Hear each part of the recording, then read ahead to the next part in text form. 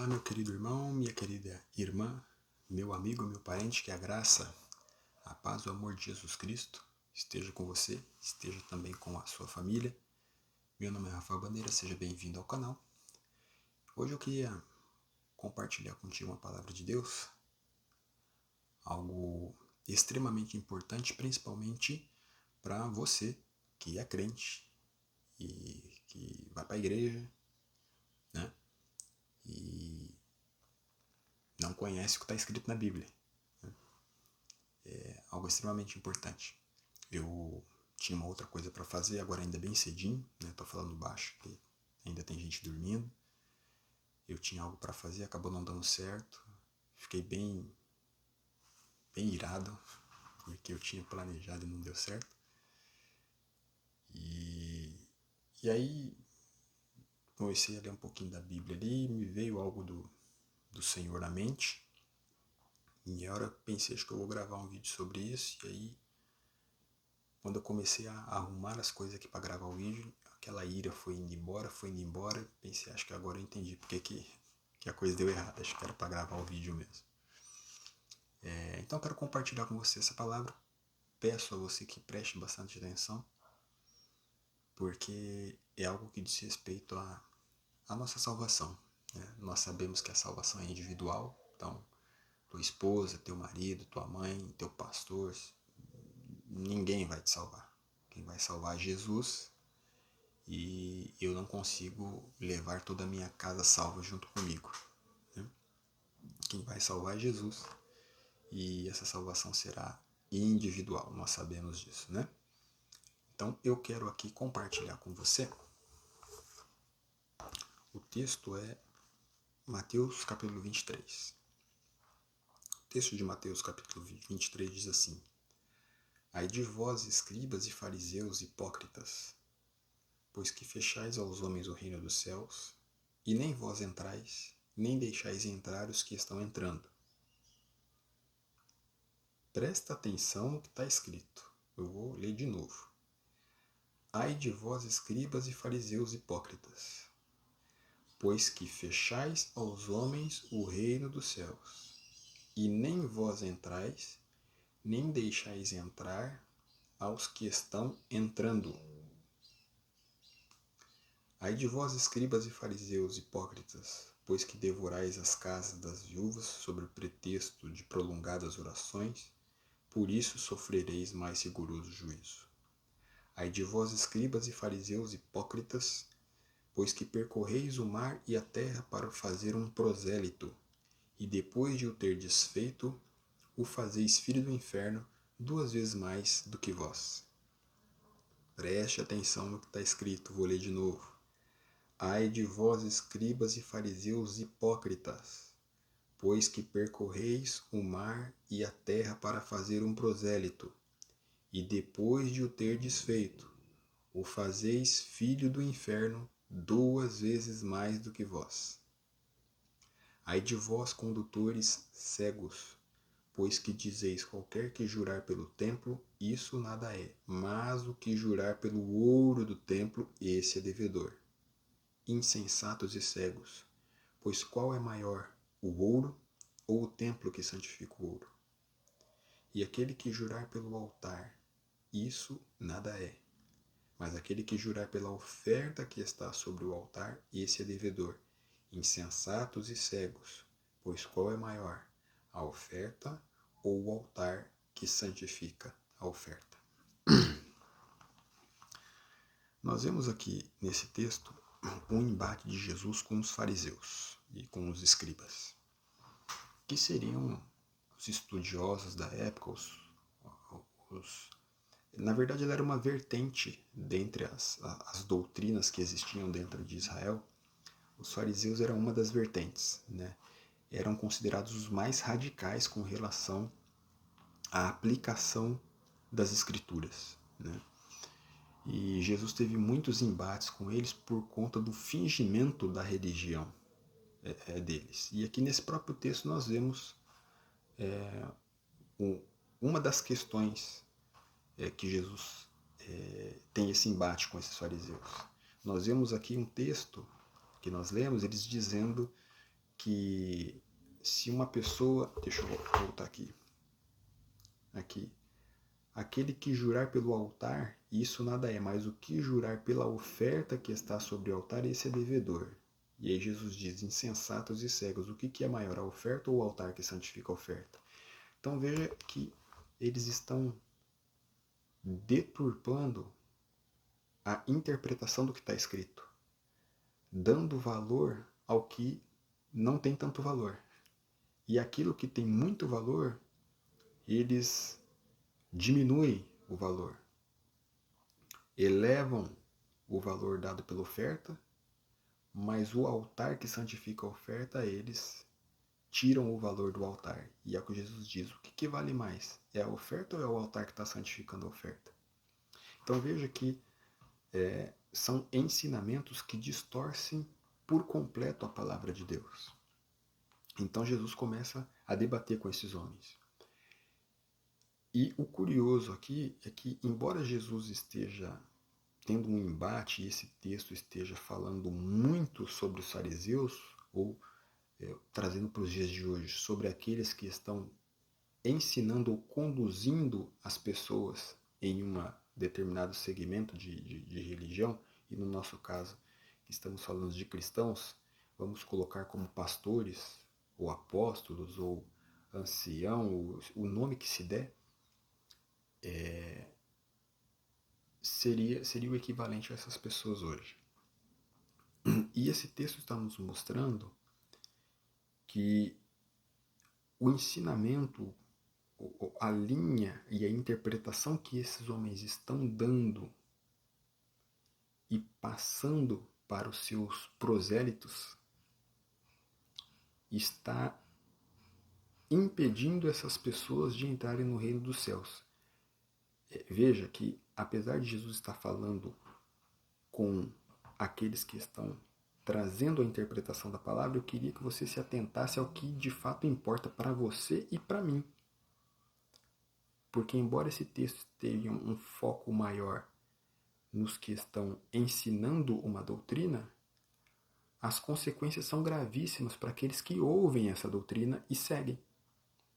Veja, preste atenção mais uma vez, eu vou ler de novo. Olha o que Jesus diz.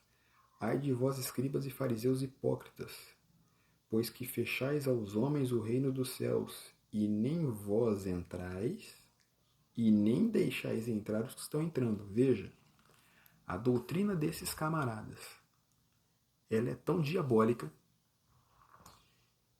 que Jesus está dizendo que eles, com essa doutrina, eles fecham as portas do reino dos céus de maneira que nem eles entram. E também não deixam entrar os outros que estavam entrando. Estavam indo por um caminho certo, estavam entrando e de repente começam a seguir a doutrina e ensinamento desses camaradas e a porta dos céus acaba sendo fechada para esses também que estavam entrando.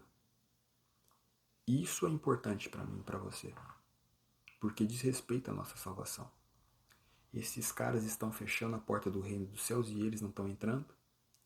E os ensinamentos deles, se nós seguirmos e caminharmos de acordo com o ensinamento deles, essa porta se fecha para nós também.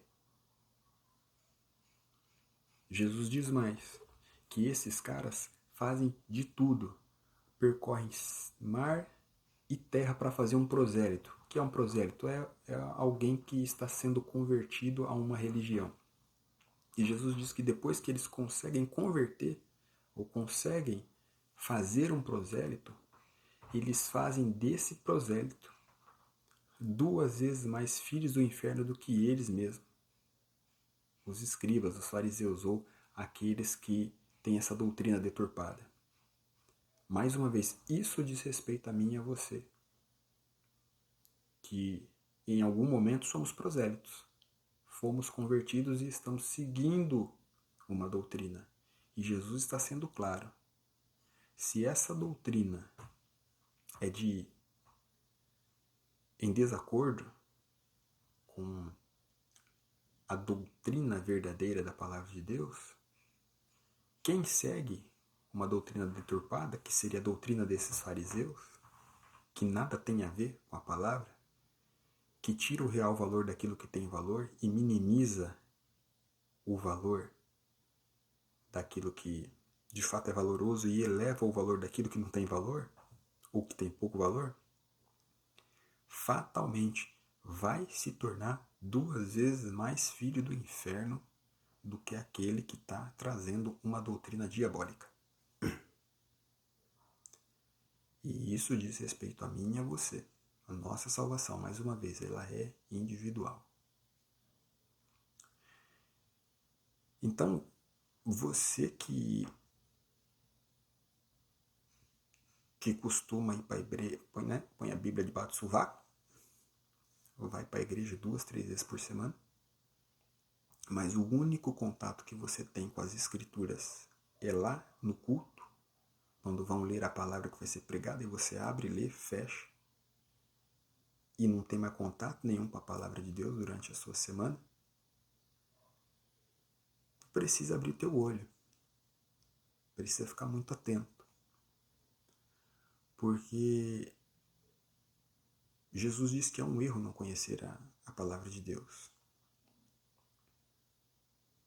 Veja, lá no livro de Marcos, capítulo 12,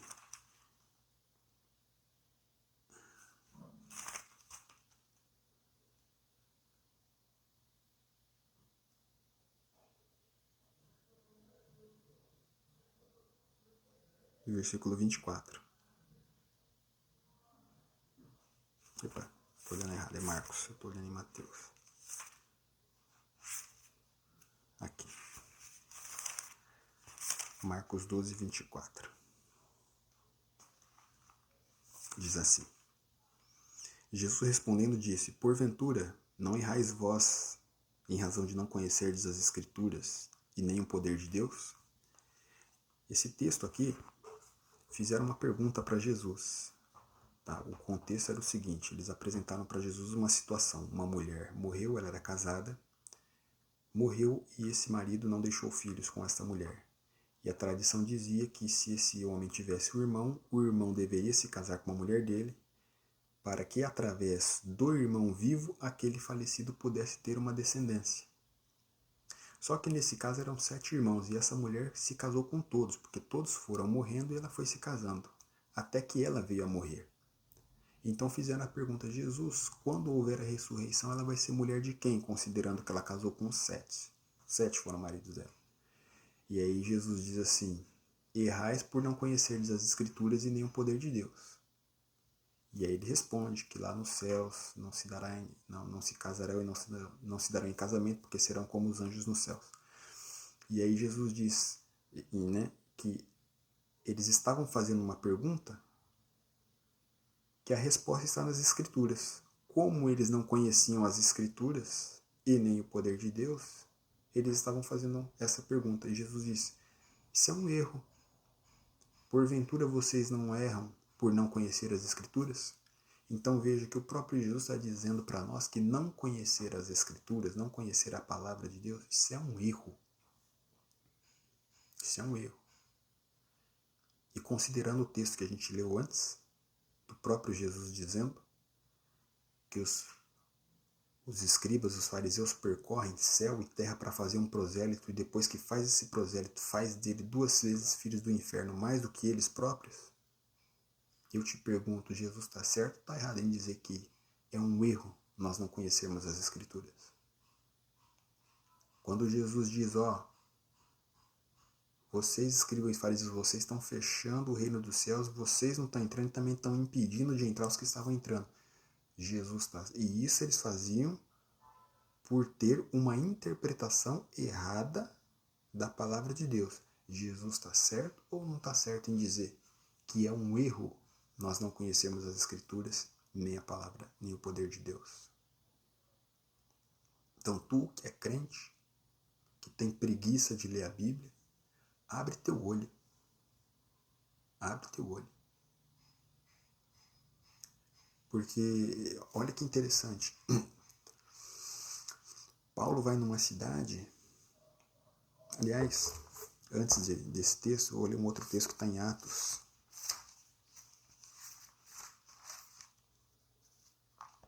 no capítulo 20,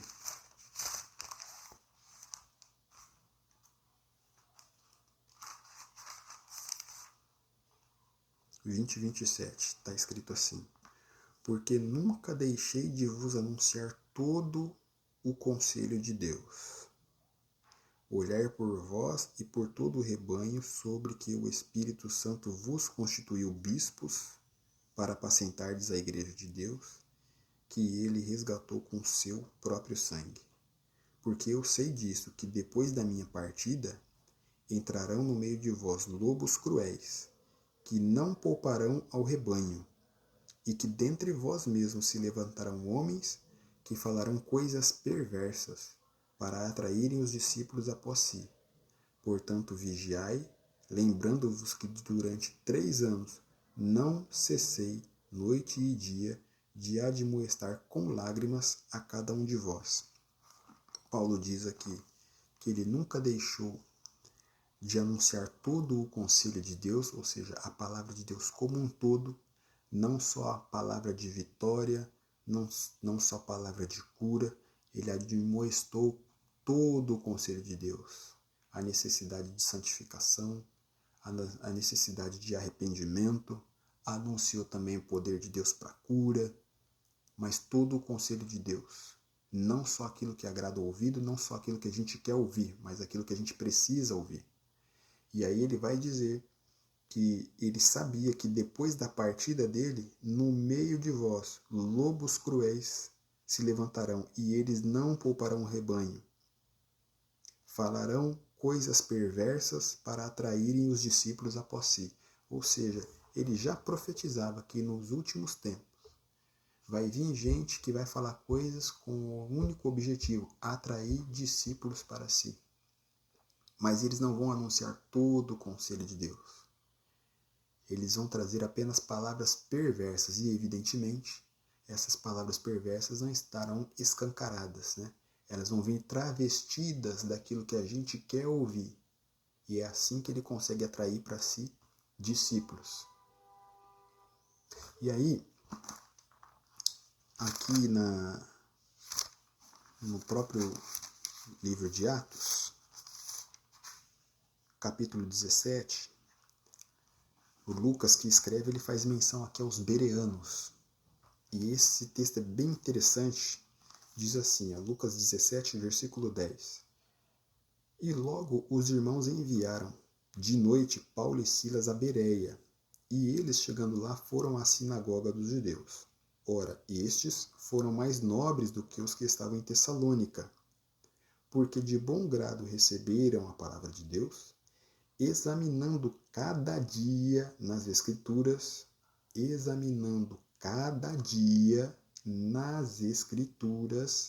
se estas coisas eram assim mesmo.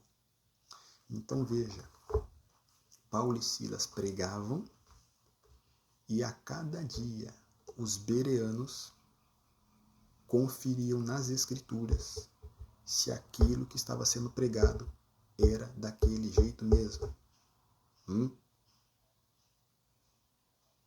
Conheciam as Escrituras, se dedicavam para ver se era aquilo mesmo. Falso profeta não se criava no meio dos bereanos, porque eles conferiam nas Escrituras se o que estava sendo pregado era de acordo com aquilo mesmo. Eu não estou aqui pregando para você que você não deve ir para a igreja, que você não deve confiar nos pastores, porque seria pastor, apóstolo, presbítero, o nome que tiver na tua igreja. Porque seria uma hipocrisia, né? Porque eu vou para a igreja e é óbvio que eu recomendo que você vá à igreja. Mas recomendo muito mais que você conheça o que está escrito na Bíblia. Não é só porque você está indo na igreja e tem lá alguém com título de pastor, de apóstolo, qualquer título que seja, que ele está anunciando a palavra de Deus. O primeiro texto que a gente viu, nós tínhamos lá uma das vertentes do judaísmo, que eram os fariseus.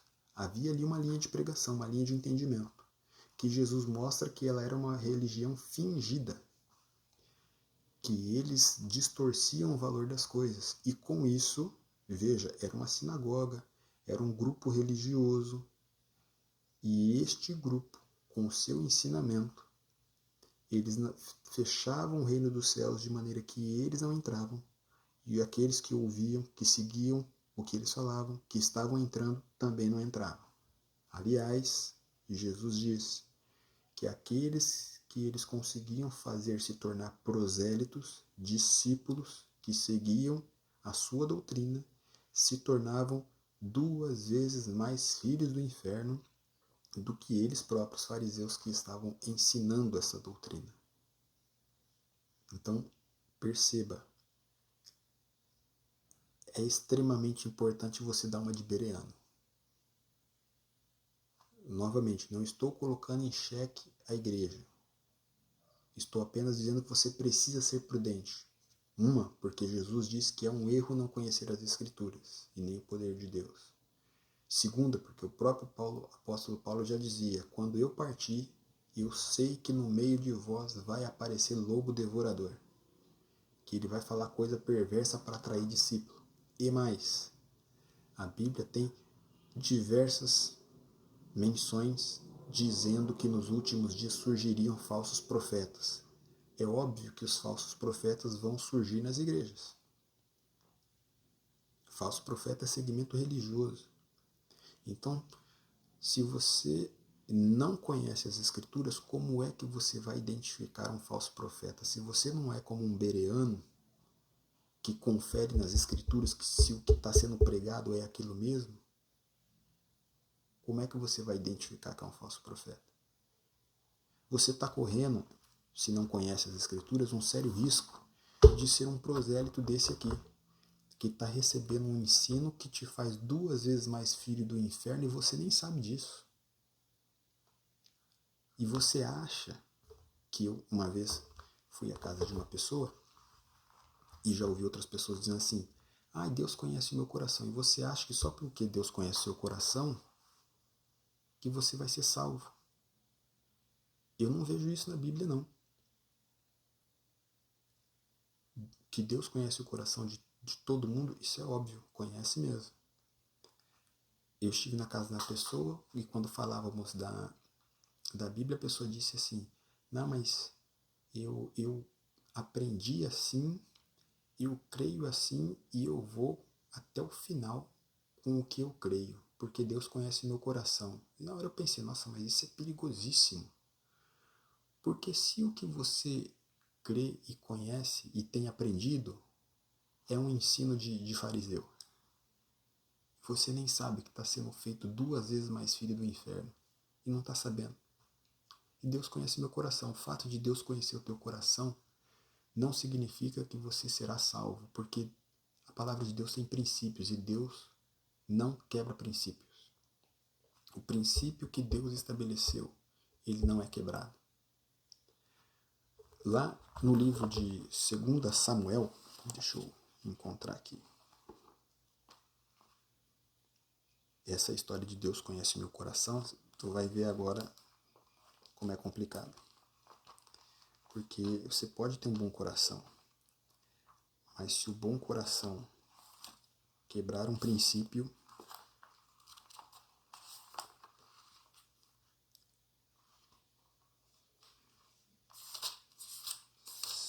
Segundo Samuel, capítulo 6,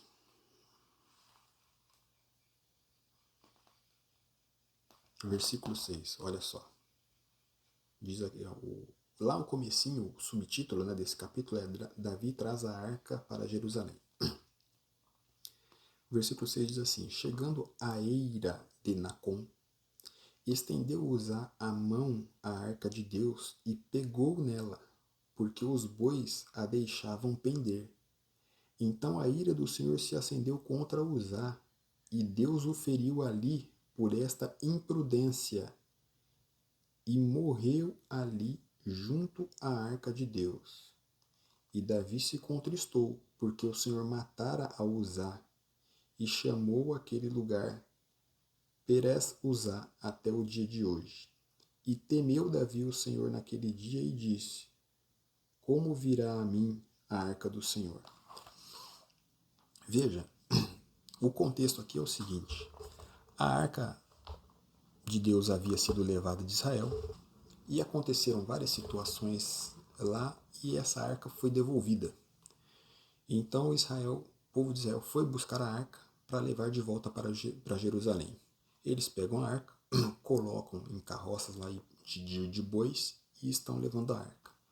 Num dado momento, né, no andar ali dos bois, a arca começa a pender, como que se fosse cair, e Uzá então põe a mão nela para segurar para que ela não caísse. Quando Uzá faz isso, a ira de Deus se acende contra ele, Deus o fere e ele morre ali.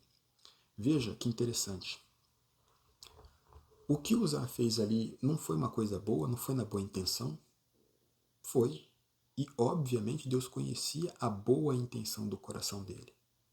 Mas, como eu disse, Deus não quebra princípio. Que princípio?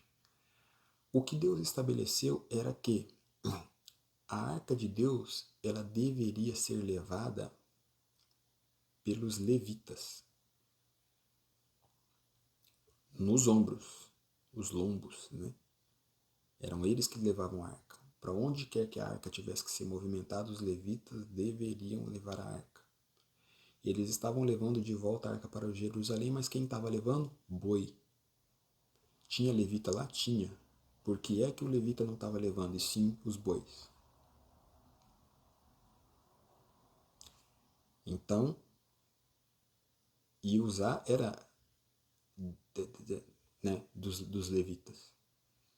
Então, houve ali uma quebra de princípio, porque quem deveria estar levando a arca eram os levitas, mas quem estava levando eram os bois. Então, quando Uzá, mesmo que na sua boa intenção, ele vai colocar a mão ali, porque a arca ia pendendo ali por conta dos bois, Deus o fere ali, porque houve uma quebra de princípio. Ah, mas Deus conhece o meu coração. Conhece, mas havia um princípio. Ah, mas isso é Velho Testamento. Então vamos para o Novo Testamento. O Novo Testamento tem uma situação interessante, que não tem não tem a gravidade do que aconteceu aqui com Uzá, mas mostra um princípio bem interessante. Está lá no livro de Atos, é a história de Cornélio. Eu não vou ler aqui para ganhar tempo, mas o que diz lá é o seguinte: Cornélio era um romano, né, um chefe de um grupo de soldados romanos, e diz a Bíblia, lá no livro de Atos, no capítulo 10, que ele era um homem temente a Deus, fazia orações e dava esmolas. E o texto fala também que ele era muito bem quisto entre os judeus, entre a sua sociedade ali, porque ele era uma boa pessoa, né? Era um homem de autoridade, mas ele não abusava da sua autoridade, né? Dava esmolas, e o texto fala que ele continuamente fazia orações a Deus. Então veja, ele nem era do grupo dos apóstolos, ele não era um cristão, mas ele cria em Deus, fazia suas orações, dava esmolas. Veja que ele é um homem de bom coração. Veja, Deus conhece o coração desse homem, tanto conhece que diz o texto que Deus envia um anjo, enquanto o Cornélio está em oração, Deus envia um anjo para falar com ele. E o anjo diz para ele: Cornélio, as suas orações e as suas esmolas subiram para memorial diante de Deus. Veja, o bom coração dele, as boas ações dele, isso subiu como memorial diante de Deus. Mas aquilo ia salvar ele? Não. O anjo diz mais: vai, manda chamar Pedro e ele te dirá o que você deve fazer. Aí ele manda chamar Pedro. Pedro vai até a casa dele, prega o evangelho, fala da salvação que está em Cristo Jesus. Os que estão ali na casa de Cornélio todos recebem o Espírito Santo e então eles são batizados. O que era importante? Reconhecer a Jesus Cristo como Senhor e Salvador e ser batizado. Percebeu o princípio? Até então, ele ser boa pessoa e ter coração, isso era louvável diante de Deus, mas não salvava. O princípio da salvação é Jesus Cristo.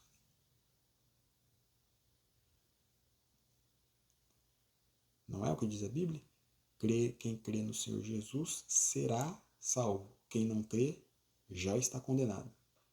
Então veja, um homem ali que tinha um bom coração, que Deus conhecia a sinceridade do coração dele, Deus viu, mas em razão de um princípio, aquele homem não seria salvo porque ele tinha um bom coração. Em razão de um princípio, Deus envia um anjo, fala para ele, mandar chamar Pedro, para Pedro falar o que ele tem que fazer. Aí Pedro vai, prega o evangelho, fala de Jesus, da salvação que é em Cristo, e agora sim, recebendo a palavra da verdade, recebendo o Senhor Jesus como Salvador, agora eles são batizados e a história de Cornélio agora é outra. Mas sem Jesus, não haveria salvação para um coração, por mais que Deus conhecesse o coração daquele homem. Estou te mostrando na Bíblia. Tá? Se você quiser conferir depois, Atos 10, você vai ver lá a história de Cornélio.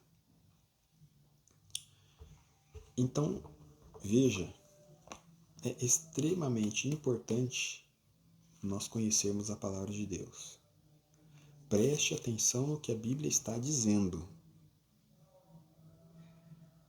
Ai de vós, escribas e fariseus hipócritas, porque fechais aos homens o reino dos céus. Vocês, escribas e fariseus, vocês estão fechando aos homens o reino dos céus. De maneira que nem vós entrais e nem deixais entrar o que estão entrando. Isso diz respeito a mim e a você. Tem risco de ter gente fechando o reino dos céus para a gente e a gente que estava entrando não vai entrar. Ai de vós, escribas e fariseus, porque vocês percorrem o mar e a terra para fazer um prosélito. Prosélito é um convertido, alguém que vai aderir a uma religião, a um ensino. E depois de o ter desfeito, o fazeis filho do inferno 2 vezes mais do que vós. Aí você que fala assim, Deus conhece o meu coração, eu aprendi assim, eu vou com o meu ensinamento assim até o final. Tem certeza?